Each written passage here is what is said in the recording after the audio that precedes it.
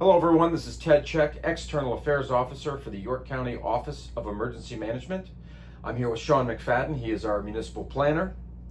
And today is the first in a series of videos that Sean and I are going to do called Weather 101, where we are going to go over some of your questions, some of the burning questions that you've had concerning the weather that you've never been able to get the answers to. And for today, the first video that we're going to do in this series is about the National Weather Service's designations for severe weather. So Sean, if you could please take it away. What's the difference between, when you get a watch or a warning? People wonder, like, what does this mean? Yeah, so there's really four types of products that I think are important that I'm really going to go over.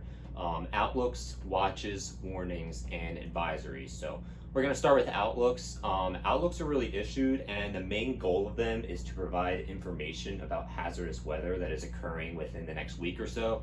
So they can be issued for the next day or out to a week. And how you should really react when outlooks are issued is to keep an eye on the National Weather Service forecast. So, for example, the Hazardous Weather Outlook by the National Weather Service sort of takes an outlook from day 1 all the way out to day 7 and gives you sort of an overview of the weather for the week.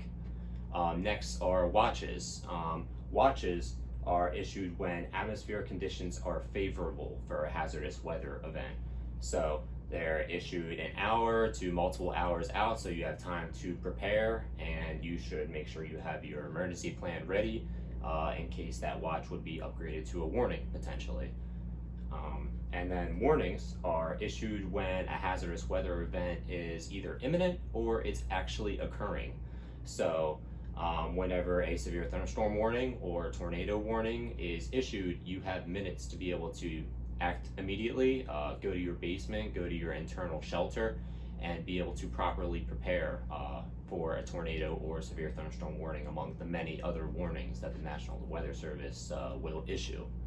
And really the last product that we're going to go over are advisories. And advisories are similar to warnings in a way that they are issued when a hazardous weather event is either imminent or occurring, but it's less severe than an actual warning. So stuff like a heat advisory or a winter weather advisory, as opposed to winter storm warnings or an excessive heat warning.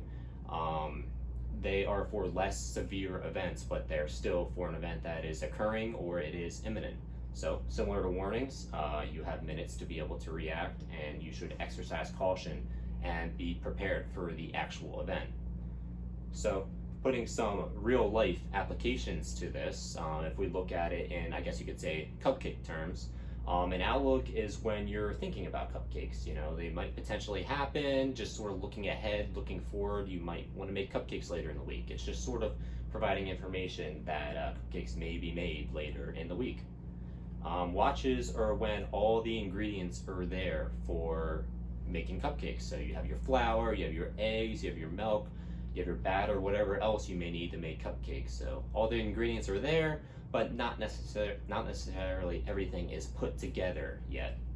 And then you have warnings, sort of the top tier of weather products, and that is when the cupcake is there, the actual thing is made, and you need to take action, whether it is eating the cupcake or going in your basement and being prepared for severe weather. So those are really the four types of weather products that I think are important to know. And yeah, so Ted? Great, Sean. Thanks so much. Yeah, I think that it's just very valuable information because, I post on the Office of Emergency Management Facebook and Twitter about these, when we do have a warning or a watch or an advisory. People see them all the time and they wonder, what does this mean? They're not exactly sure. And so hopefully this will go a long way in helping people to understand that. And as I said before, this is the first in a series that we're going to do.